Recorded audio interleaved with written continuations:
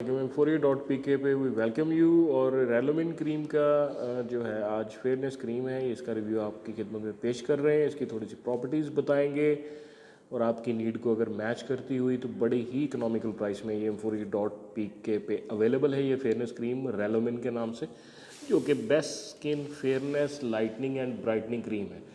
इसकी खूबसूरती ये है कि स्किन टाइप कोई भी हो, चाहे वो ड्राई हो, चाहे वो ऑयली स्किन हो, चाहे वो सेंसिटिव हो, उसमें आप इसको यूज़ कर सकते हैं। आपकी स्किन के कम्प्लेक्शन को भी बेहतर करती है और ब्राइटर, लाइटर और फेयर जो है वो एक आपको एक प्रोवाइड करती है इफेक्ट जो है। 30 ग्राम की ये क्रीम आप देख सकते हैं, ब्यूटीफुल पैकिंग में अवेलेबल है हमारे पास M4A.pk पे।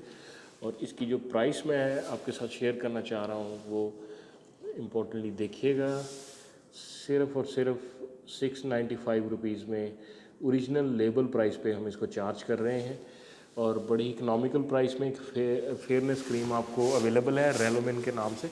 आज इस प्रोडक्ट के डिटेल्स देखिएगा और मज़ीद हेल्थ केयर सोल्यूशंस के लिए, स्किन केयर सोल्यूशंस के लिए M4A.pk पे लाजमी विज़िट कीजिएगा।